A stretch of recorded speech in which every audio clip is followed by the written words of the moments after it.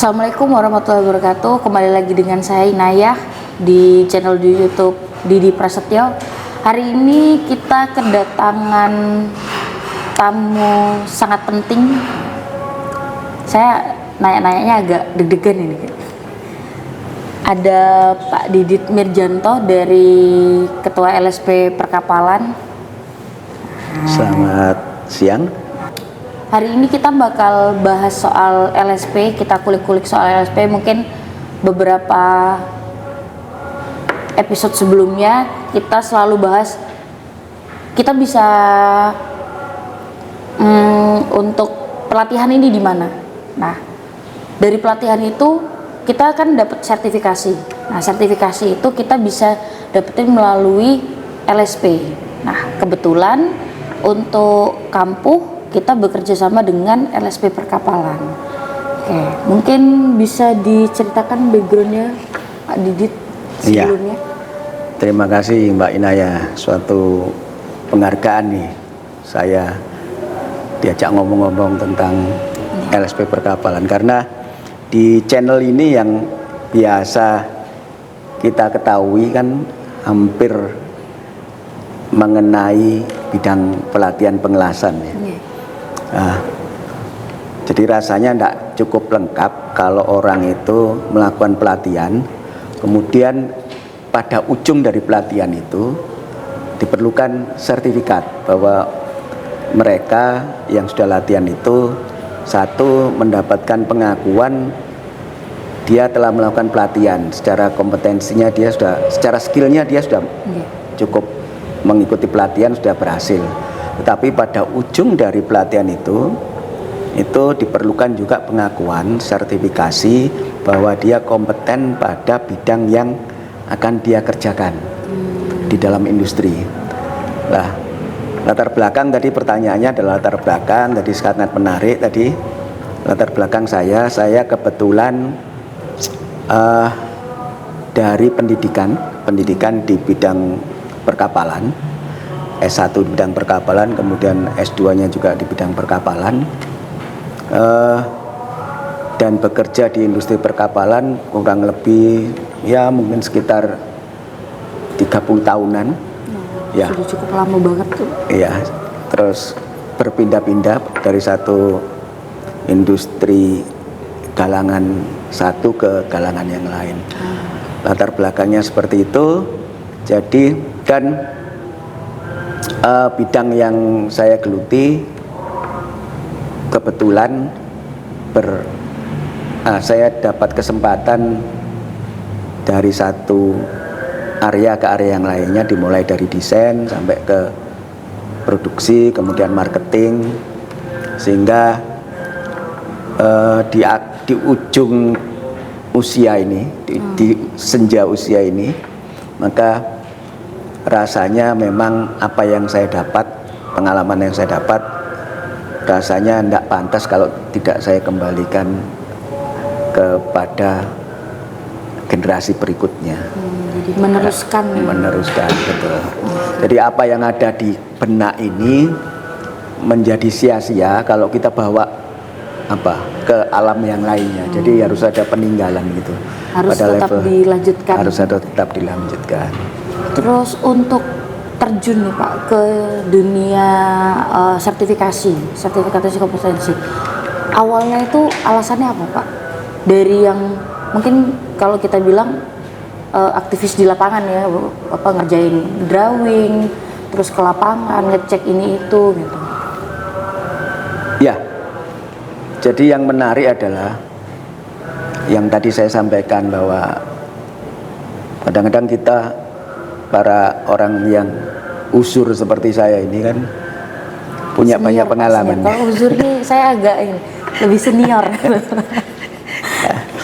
Jadi punya banyak pengalaman yang sia-sia kalau dipendam gitu saja. Nah, sayangnya di industri perkapalan, dari pengalaman saya terjun di dunia perkapalan itu belum ada. Jadi kalau orang bekerja itu dia hanya bekerja sesuai dengan apa yang dia apa yang dia kerjakan pada saat dia bekerja di sana, tanpa ada tuntunan yang terstandar gitu dari pengalaman-pengalaman yang ada. Jadi orang bisa kadang-kadang karena biasa aja. Tapi apakah itu betul tergantung pada senior yang sebelumnya mengerjakan. Jadi kalau misalnya gini, di dalam industri perkapalan di bidang desain misalnya, itu ada opening atau bukaan di atas freeboard namanya ya. Nah, kadang-kadang waktu mendesain tanker, mendesain kapal-kapal, itu desainer kadang-kadang membuat bukaan lubang untuk jendela, untuk yang lain-lainnya. Itu dasarnya apa? Dia dasarnya desain yang lalu seperti ini. Jadi itu yang mendorong kita harus membuat standar yang nanti diturunkan ke adik-adik kita. Satu-satunya atau salah satunya selain dari pelatihan, kita nanti harus membuat kepelatihan yang di bidang perkapalan, tetapi bisa saja dimulai dari akhir kan. Bisa sesuatu itu dimulai dari awal dan dimulai dari akhir, kemudian kita tarik ke belakang. Dimulai dari akhir itu kita tentukan dari starting pointnya dari sertifikasi. Kemudian kita tarik mundur ke depan, tarik mundur kan ke belakang biasanya, tapi kita tarik mundur ke depan, kita siapkan agar ketika melakukan sertifikasi, maka bekal-bekal yang diberikan itu sesuai dengan persyaratan sertifikasi yang ada. Jadi pekerjanya bisa bekerja sesuai SOP-nya. Sesuai dengan SOP-nya, betul.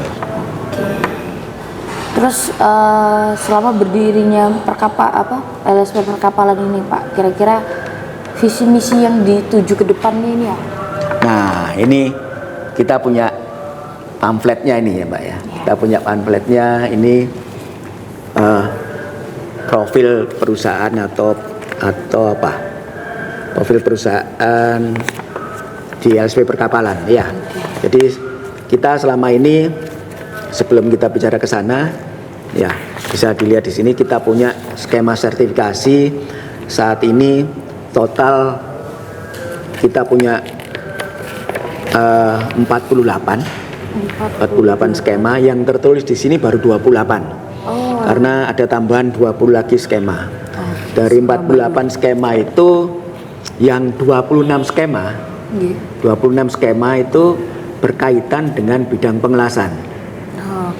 Nah, bidang pengelasan 26 itu bidang pengelasan, 16 diantaranya dari pengelasan itu berkait langsung dengan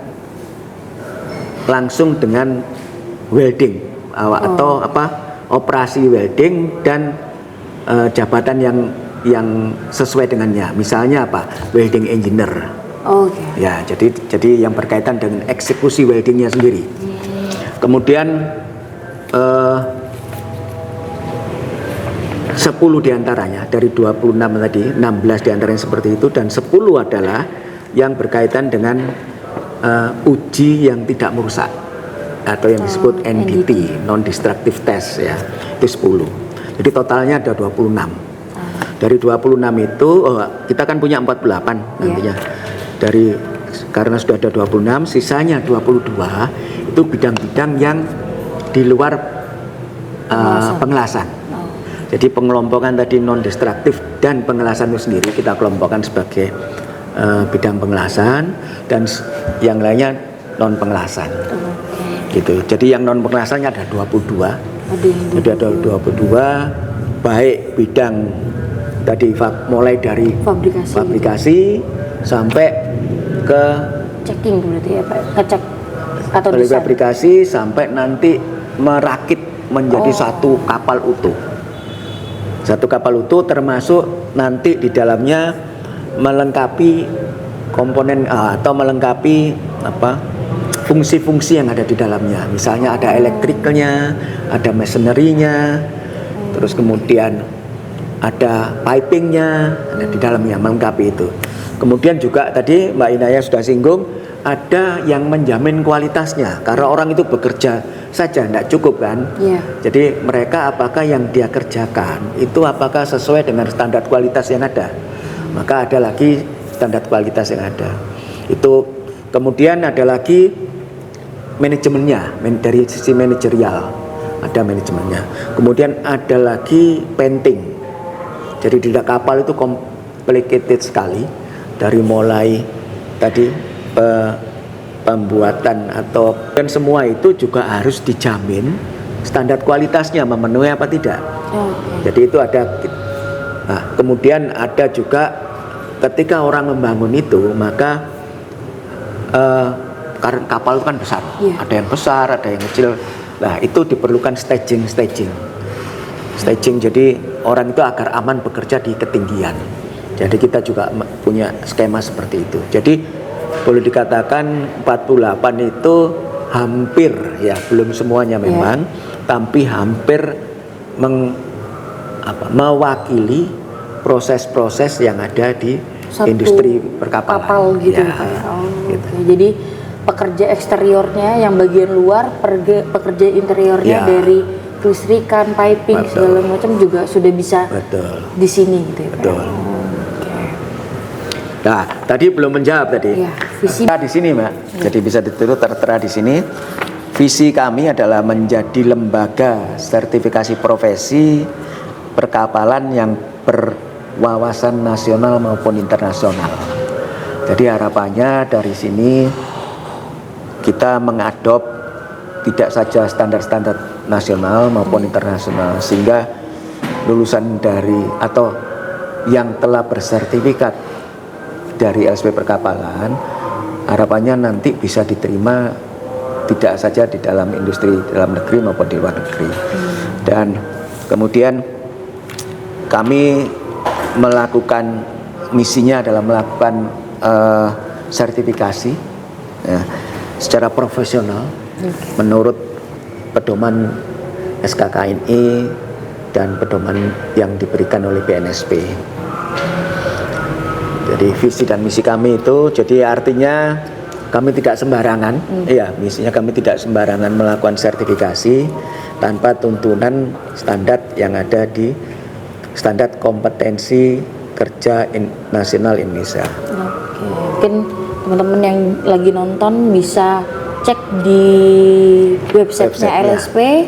Ini ada www.lspperkapalan.com, sama bisa langsung datang ke sini, ada di Jalan Beringin nomor 146 Surabaya. Ini domisilinya Surabaya Barat, guys. Walaupun jauh dari laut, tapi tetap LSP Perkapalan. Oke. Untuk peran LSP Perkapalan nih Pak, untuk mendukung peningkatan kualitas SDM sejauh ini untuk di sektor maritim atau di perkapalan gimana? Jadi ini ada dilema, saat ini masih ada dilema. Jadi karena sertifikasi BNSP ini itu untuk dunia perkapalan, industri perkapalan itu masih belum menjadi mandatori. Jadi masih menjadi mandatori. Bahwa di negara-negara yang lain itu ini kan sertifikat nasional. Jadi artinya sertifikat yang diwajibkan untuk setiap pekerja yang bekerja di nasional, artinya di negara tertentu. Nah, misalnya di Indonesia BNSP, maka diwajibkan harusnya itu mempunyai sertifikat yang dikeluarkan oleh negara. Dan sertifikat profesi, kompetensi profesi yang dikeluarkan negara satu-satunya adalah dari BNSP. Nah, kemudian bedanya adalah kalau orang itu bekerja di industri perkapalan, produknya itu mengacu kepada kelas tertentu, misalnya Badan Klasifikasi Indonesia atau Lloyd Register, maka orang-orang yang bekerja di sana, khususnya welder, itu harus bersertifikat kelas tersebut. Tetapi orang yang bekerja di sana itu kalau dikerjakan di Indonesia seharusnya juga wajib untuk mempunyai sertifikat BNSP. Kalau dikerjakan di Singapura, maka kapal tadi yang dibangun di Singapura misalnya, kalau kapal itu under klasifikasi BKI, maka weldernya harus bersertifikat BKI dan bersertifikat negara di mana produk itu dibangun. Lah, yang di Indonesia saat ini yang berlaku masih pada produk itu didaftarkan terhadap kelas tertentu. Itu yang masih dipersyaratkan. Jadi kelas yang mensyaratkan, tetapi negara sampai saat ini masih belum mewajibkan atau memandatorikan pekerjanya harus bersertifikat BNSP. Itu sebabnya kami sampai saat ini memang masih relatif sedikit untuk melakukan sertifikasi di industri perkapalan. Justru yang banyak adalah di industri-industri yang non perkapalan. Jadi kita melayani industri pada umumnya, tetapi khususnya di industri perkapalan.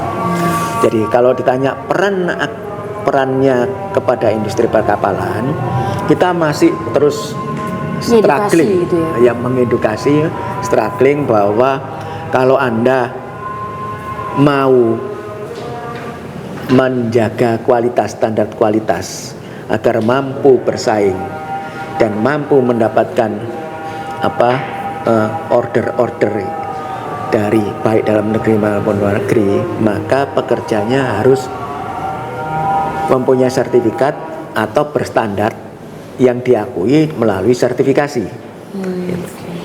Jadi kalau kita harus ada sertifikat profesinya dulu. Betul.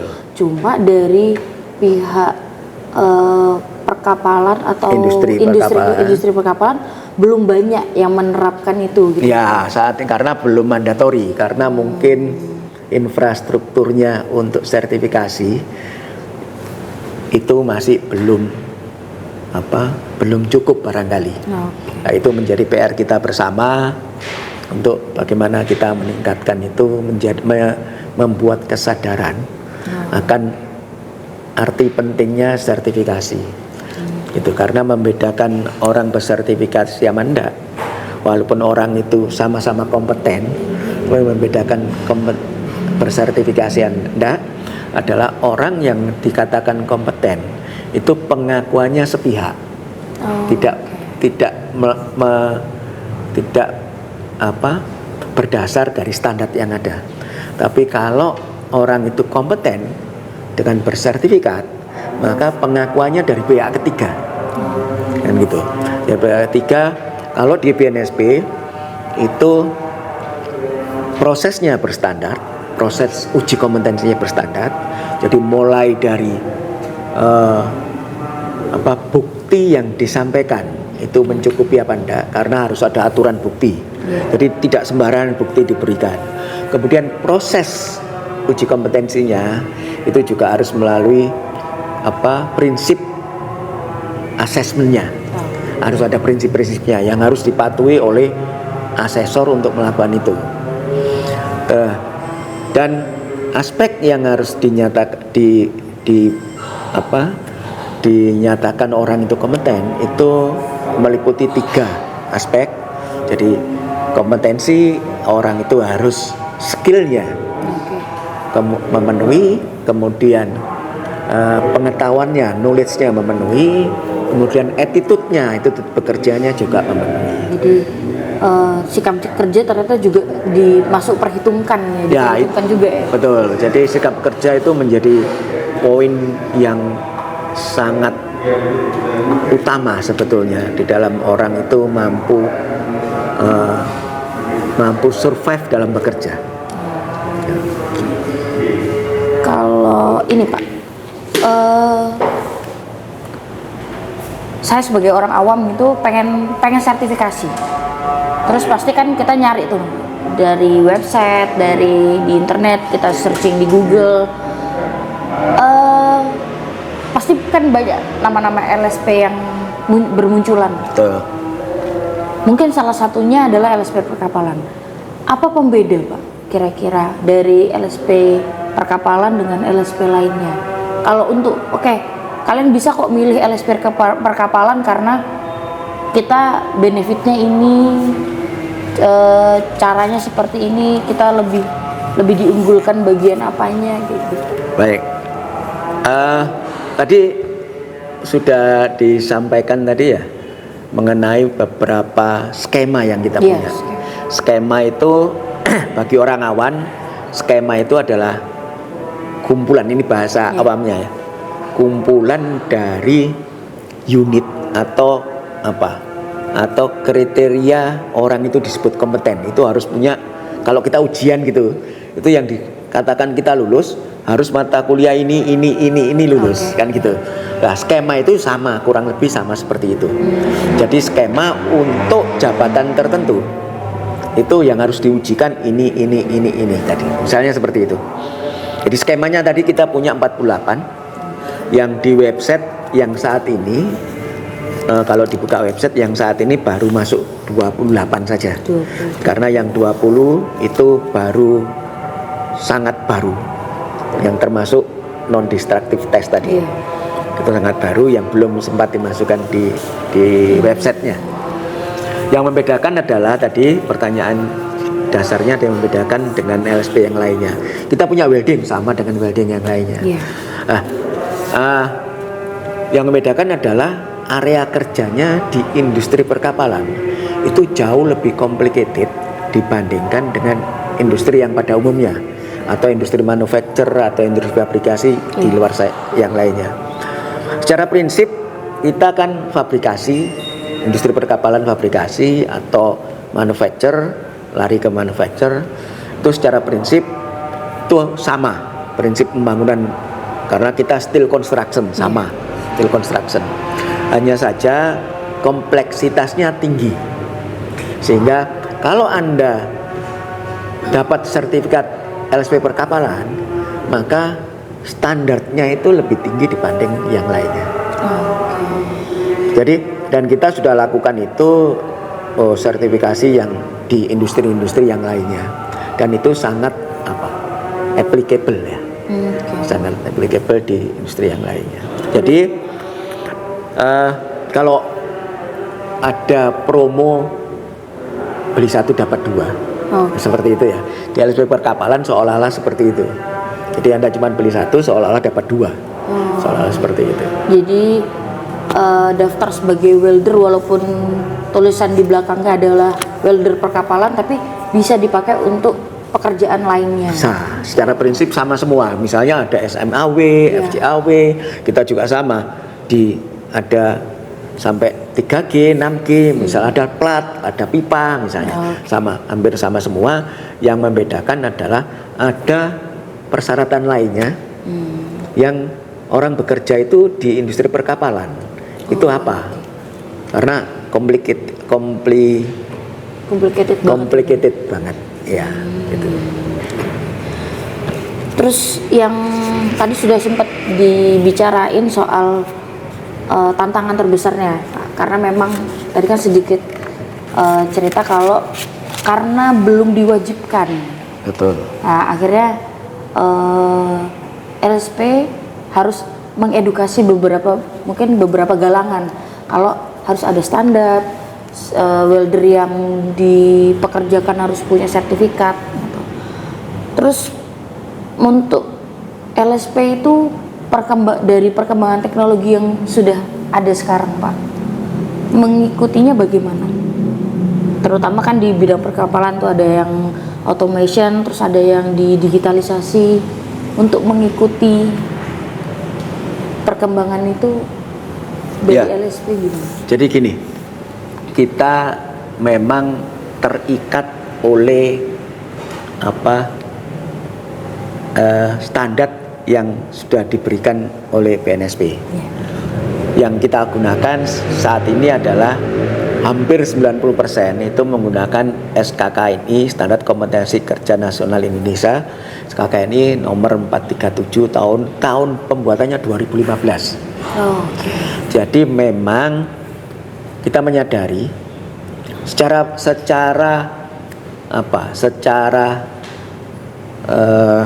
fungsi pekerjaan yang ada di industri perkapalan, maka kita tidak bisa lepas dari modernisasi. Ya, sehingga tapi kita juga skema yang kita punya itu juga terikat oleh SKK ini yang ada. Yang tadi disebutkan SKK ini yang ada itu baru dibuat sejak tahun 2015. Sehingga tentu saja perkembangan zaman 10 tahun, perkembangan zaman itu harus SKKN itu harus mampu menjawab perkembangan zaman. Itu sebabnya ada yang disebut kaji ulang. Diperlukan kaji ulang terhadap SKKN itu. ALSP Perkapalan dalam hal ini sudah mulai mendorong untuk mengkaji ulang SKKN ini yang ada. Karena sudah 10 tahun secara aturan SKKN itu harus dikaji ulang setiap 5 tahun. Ya, hanya saja memang ada keterbatasan tadi. Ada dilema tadi. Yang pertama harus dikaji ulang setiap 5 tahun. Tetapi kaji ulang 5 tahun itu baru bisa kita lakukan ketika itu diimplementasikan. Nah, sayangnya tadi karena belum menjadi mandatori, sehingga implementasinya menjadi tersendat. Jadi penerapannya kurang. Jadi bagaimana kita bisa melakukan kaji ulang ketika penerapannya pun masih kurang. Jadi gitu. Jadi harus dievaluasi. Jadi kayak telur sama ayam gitu. Iya. Mana yang duluan? Mana yang duluan? Gitu aja terus. Iya, gitu. Karena kesadaran kita masih kurang. Sementara kita teriak-teriak di industri perkapalan, kenapa order-order yang ada itu banyak yang lari keluar. Padahal kita mendeklar bahwa kita mampu. Tapi kemampuan yang kita deklar itu adalah sepihak. Sifatnya subjektif kan, bukan objektif. Karena tidak mengikuti standar tadi itu. Belum ada standar yang pasti. Iya, gitu. Nah, kalau case-nya kayak gitu, Pak, gimana kita atau LSP memastikan standarnya itu tetap berkualitas, tetap relevan, tetap berjalannya tahun, bertambahnya tahun? Ya, gini, di dalam skema yang ada itu kan ada kita menggali bukti yang utama. Bukti yang utama itu bisa saja buktinya yang kita gali itu bukti langsung. Itu kita melalui metode observasi langsung. Jadi orang disuruh bekerja, dilihat, kemudian diberi perintah-perintah untuk bekerja, kemudian kita observasi. Itu disebut observasi langsung. Nah, terus ada bukti yang tambahan. Bukti tambahan itu kita memberikan tanya jawab atau memberikan soal-soal misalnya seperti itu. Nah, karena di skemanya di SKKN-nya masih ada yang belum mencantumkan itu, maka kita bisa tambahkan di dalam bukti tambahan tadi. Yang menyangkut tadi relevan dengan kondisi yang ada saat ini. Nah, misalnya walaupun bukan modern sekali sih, proses pembangunan kapal itu ada yang disebut full outfitting block system. Jadi di dalam kapal kalau besar itu dibangun per blok. Dalam blok. Jadi kita blok itu satu lokasi tertentu, satu tempat tertentu, blok-blok itu. Jadi kapal sebesar ini dibangun per blok. Kalau yang tradisional itu dibangunnya jadi satu, bareng tradisional. Dan hampir kapal besar hampir tidak mungkin dijalankan seperti itu karena waktunya menjadi sangat lama, sehingga tidak mampu bersaing, tidak ekonomis, tidak efektif, tidak efisien, ya, dan waktunya juga, kualitasnya juga, semuanya, dan akan banyak pekerjaan yang overhead yang di atas karena tapi kalau dibangun per blok itu kan bisa dibangun blok sini, bloknya bisa diputar, jadi banyak pekerjaan yang downhand. Jadi semua pengelasannya semua di bawah, memudahkan orang tidak saja kualitas, memudahkan orang untuk bekerja. Kalau memudahkan orang bekerja, akibatnya kualitasnya bagus. Memudahkan orang bekerja, akibatnya keselamatan terjamin. Semuanya. Memudahkan orang bekerja, akibatnya kecepatannya lebih dan gitu, efisiensinya lebih bagus.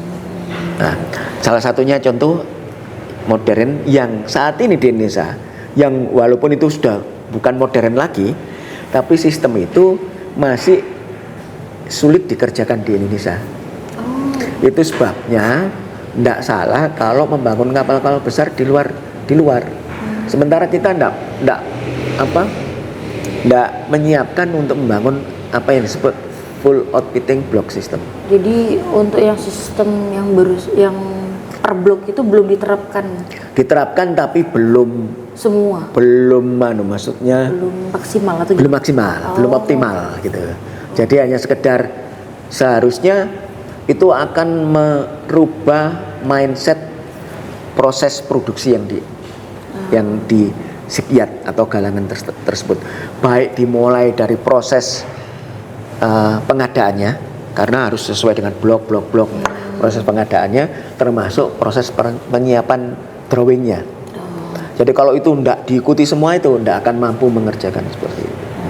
Nah, modernisasi yang seperti itu, yang tidak modern sekali sih, di negara lain sudah berjalan puluhan tahun yang lalu. Itu pun sama saat ini kita belum melakukan. Belum melakukan yang betul-betul optimal ya. Masih belum kekejar. Nah, itu berarti masih ada ruang yang banyak yang harus kita lakukan seperti itu. Dan itu seperti itu, proses itu harus dilengkapi juga digitalisasi proses pengadaannya, digitalisasi proses pengadaan atau procurementnya, proses tendernya dan lain-lain. Jadi belum bisa kekejar karena masih banyak yang belum memenuhi syarat gitu. Betul. Oke, berarti SDM-nya yang harus di-push lagi nih. Harus ya. Di-push lagi. Kalau kita mampu bersaing. Lama-lama kita dulu di atas Filipina, kita dulu di atas Vietnam, lama-lama kalau kita stagnan seperti itu, sekarang sudah ketinggalan dengan Filipina. Sekarang Filipina kalau kita bicara produk output yang diberikan di industri perkapalan, Filipina sudah di atas kita. Berarti ini untuk section bagian ini nih tujuannya bukan personal lagi Pak, ya kan? Berarti lebih ke ayo nih gimana nih vendor-vendor galangan kapal gitu ya. Betul. Oke. Untuk kerjasama nih Pak, LSP perkapalan udah ada nggak Pak bentuk kerjasama untuk di industri perkapalan mungkin, atau di sekolah atau di perguruan tinggi? Ya, kita beberapa MOU ya kita sudah lakukan, sementara masih ke level SMK. Ya, SMK banyak kerjasama dengan kita. Terus kemudian level lembaga pelatihan kerja, itu kita juga banyak yang kita lakukan, sudah banyak. Kemudian di perguruan tinggi kita proses masih menjajaki beberapa perguruan tinggi, kita coba kerjasamakan, masih dalam proses penjajakan. Kemudian di industri perkapalan itu kita tadi di awal tadi masih pemahamannya masih cukup kurang, yang kita harus dorong terus. Dan kita salah satu anggota Iperindo itu asosiasi pemilik industri galangan pembuatan kapal, perahu dan offshore. Ya, Iperindo kita menjadi anggota itu, sehingga kita masih terus berjuang sana. Yang untuk industri galangan atau industri perkapalan yang sudah melakukan sertifikasi di LSP perkapalan itu di Jawa Timur masih belum ada. Justru kita di Jawa Timur, tapi Jawa Timur masih belum ada. Ironisnya, ya. Kemudian di Jawa Tengah itu ada satu galangan yang namanya YWTS, sudah beberapa kali melakukan sertifikasi. Kemudian di luar Jawa, di luar Jawa itu kita di Medan, kita sudah melakukan sertifikasi itu Waruna, satu galangan besar di sana melakukan sertifikasi. Terus kemudian di Bangka Belitung, Bangka Belitung kita juga kita sudah melakukan sertifikasi. Kemudian di Kalimantan Nogo Patmo ya, Nogo Patmo kalau tidak salah, PT galangan kapal yang ukurannya ya tidak besar-besar amat, tapi sudah punya kesadaran untuk melakukan sertifikasi. Dan yang terakhir kami baru saja melakukan sertifikasi di Lombok. Di Lombok, galangan kapal Lombok. Lebih banyak didengar di luar ya, di luar Jawa. Ini masih tantangan kita bersama, ya, bagaimana kita komit terhadap usaha perkembangan untuk tetap maju dan berkembang secara kualitas ya. Oke, kalau untuk kedepannya Pak, dari cerita yang tadi, kira-kira prospek untuk karir di bidang perkapalan ini gimana Pak? Mungkin untuk generasi muda, mungkin dari weldernya, dari QC-nya, dari fitternya. Ya, jadi kalau kita bicara industri perkapalan tadi di awal tadi kan, industri perkapalan ini industri yang lengkap sekali. Jadi dari industri itu mulai dari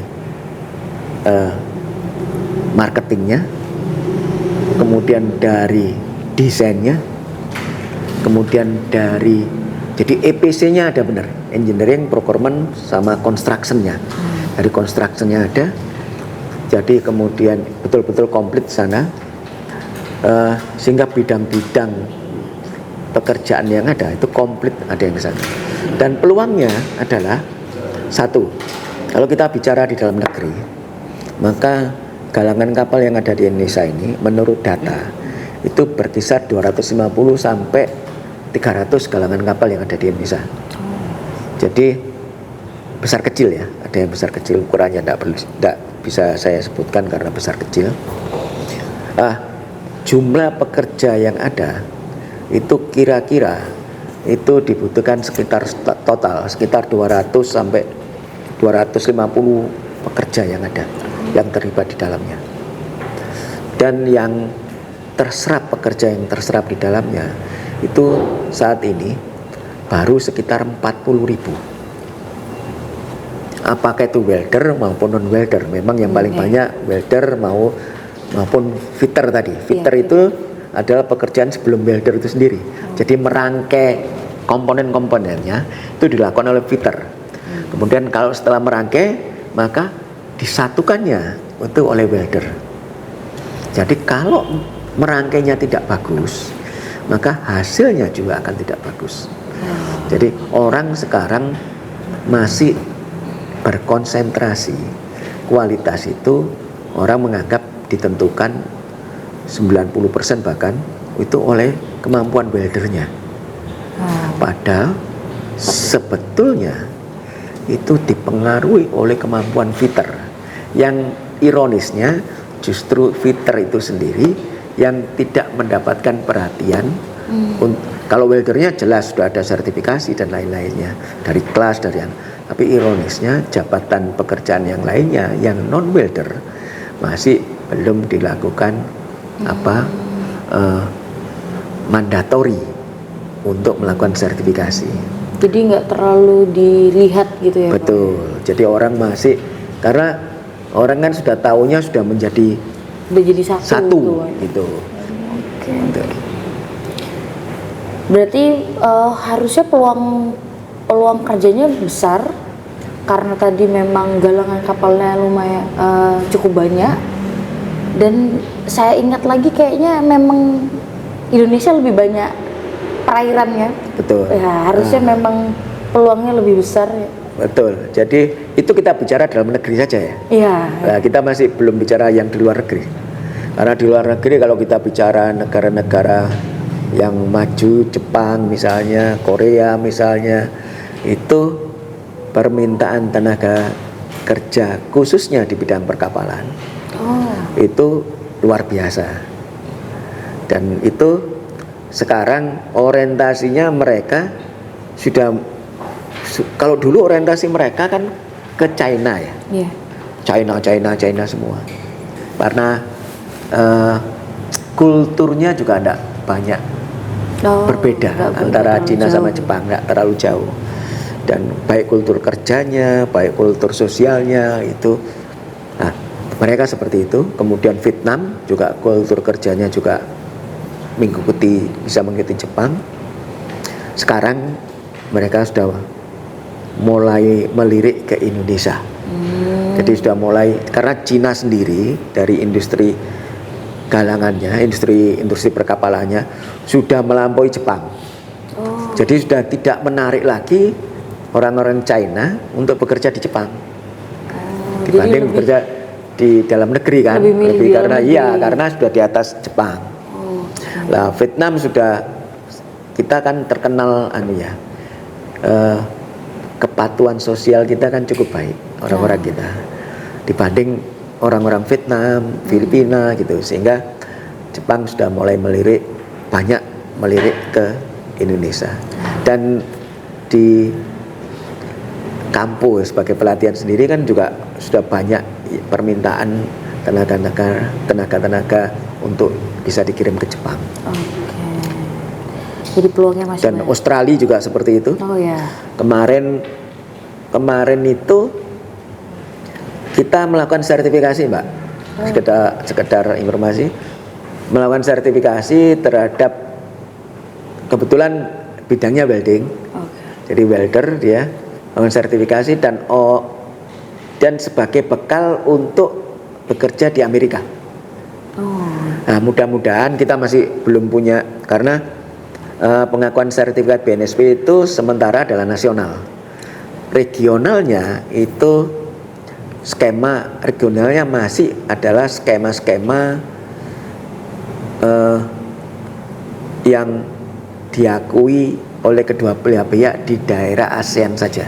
Sementara ya, itu disebut skema MRA, Mutual Recognizing Agreement. Nah, skema-skema itu ada 8 skema yang sudah diakui di level Asia. Tetapi secara individu personal tadi, beberapa negara, Australia kita juga pernah melakukan sertifikasi untuk welder yang akan bekerja di Australia. Jadi tidak hanya Jepang, nasional pasti ya, nasional pasti. Kemudian kita juga tidak hanya orang yang akan bekerja di Jepang, Korea, tapi sudah beberapa yang kita belum tahu diakui apa tidak, tetapi orang itu akan menjadi bargaining posisinya akan menjadi lebih tinggi, pengakuannya lebih tinggi ketika dia punya sertifikat. Kan gitu, Pak. Karena sudah punya sertifikat lokal, nasional ya, kan, nasional, itu yang diakui nasional dari negaranya. Ya. Bahwa nanti di sana akan diverifikasi pasti. Sama dengan skema yang diakui regional tadi, yang disebut skema MRA, itu juga masih diverifikasi sama. Walaupun secara nasional diakui, sudah diakui. Kalau gini Pak, kayak sebagai mahasiswa atau SMK, kapan kita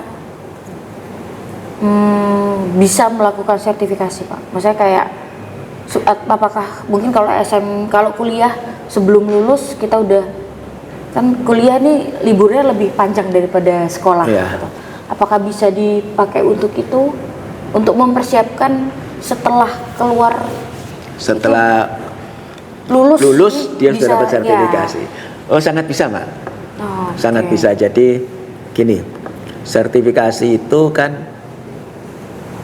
kepada orang yang akan melakukan sertifikasi, orang yang akan mengajukan sertifikasi atau disebut calon asesi. Ya.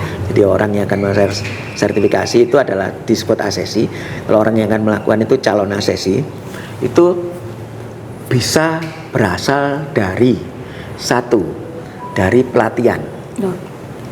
Pelatihan itu kan ketika dia kuliah, misalnya kuliah vokasi ya, misalnya. Ketika dia kuliah kan ada pelajaran praktek weldingnya, misalnya welding. Oh iya.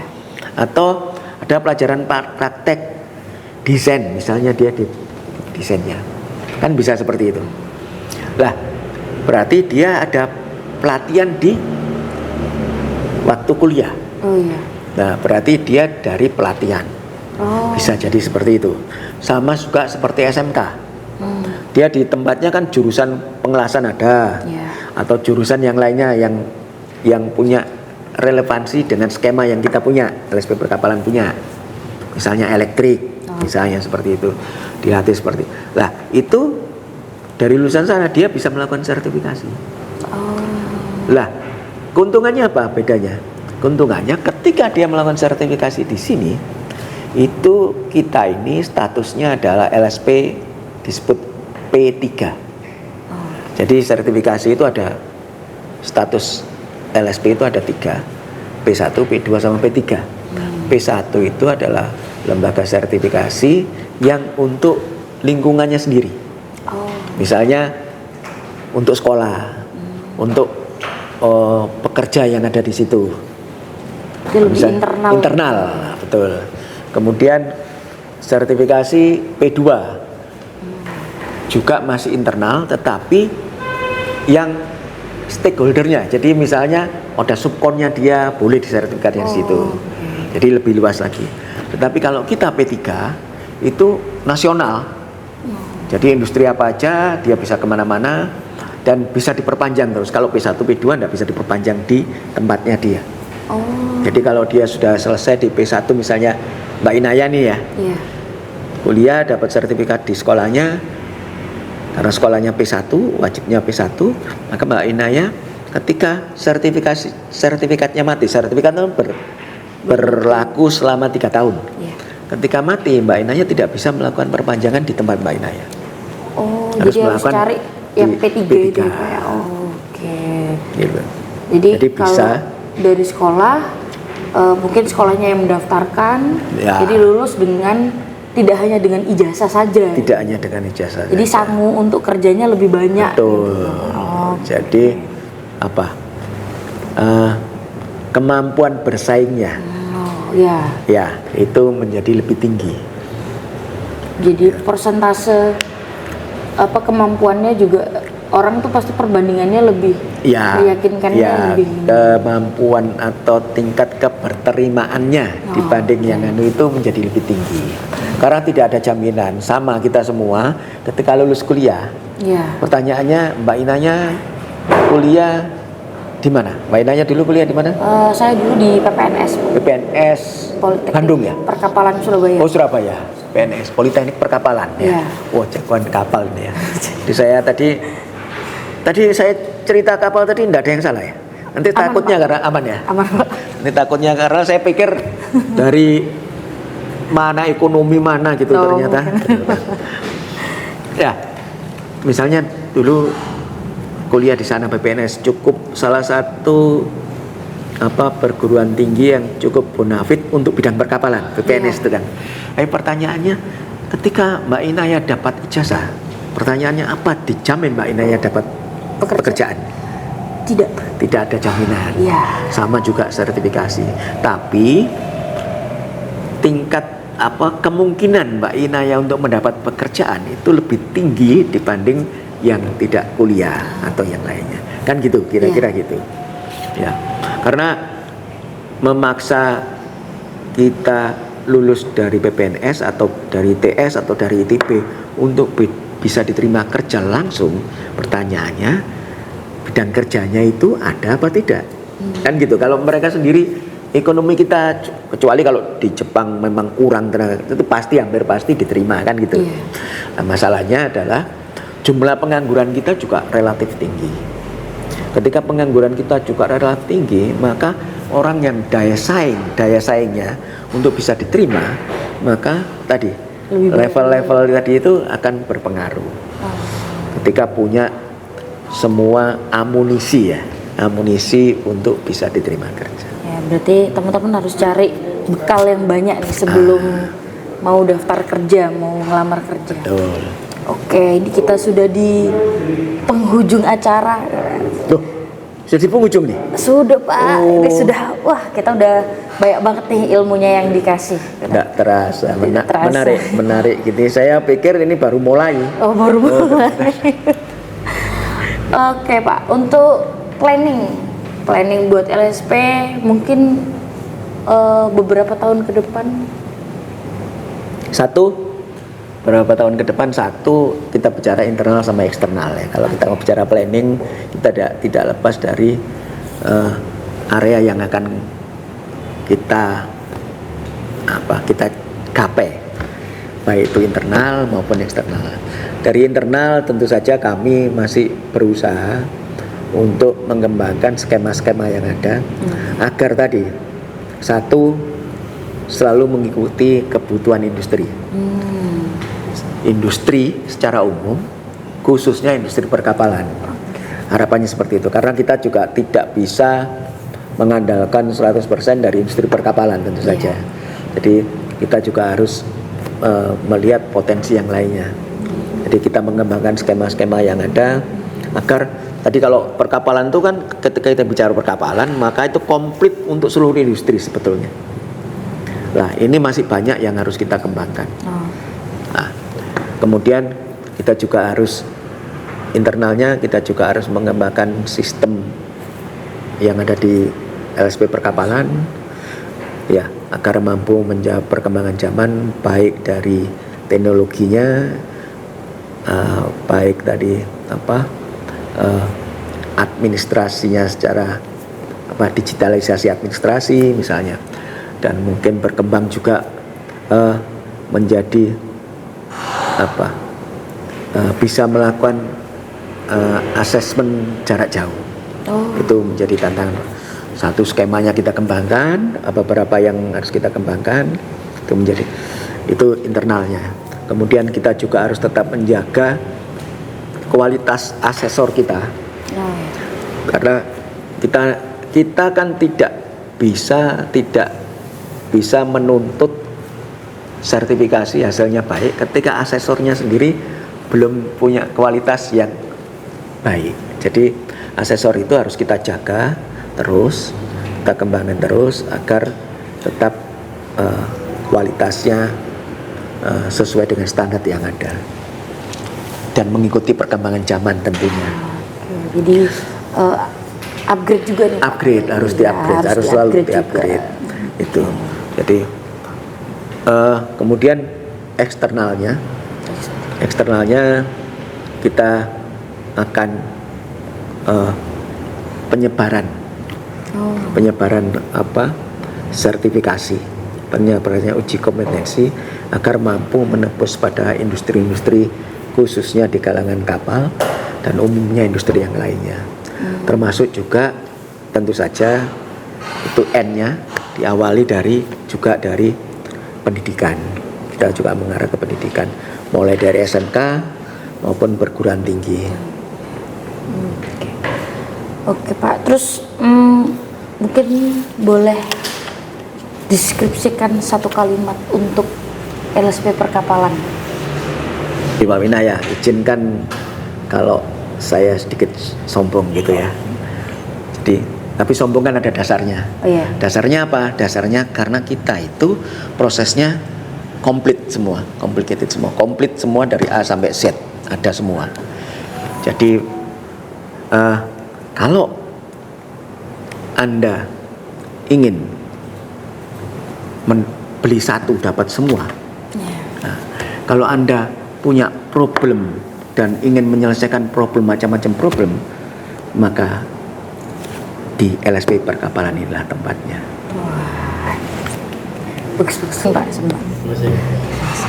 Terima kasih Pak Didit waktunya. Terima kasih, Mbak Indah. Obrolan hari ini sangat berbobot.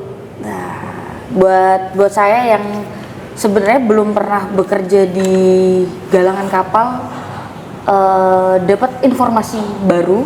Nah, mungkin kalau berjodoh mungkin ada galangan yang perlu QC. Promosi nih. Promosi diri. Promosi diri nih. Ya, kalau dari saya memang sebutuh apa sih kita punya sertifikasi? Mungkin saya di bidang building inspector di QC. Mungkin kalau saya laki-laki, Pak, ini mungkin sedikit gitu ya. Mungkin kalau saya laki-laki, saya mungkin akan lebih gampang buat cari kerja. Gitu. Tapi karena saya ditakdirkan jadi perempuan, saya harus mencari yang sesuai dasarnya.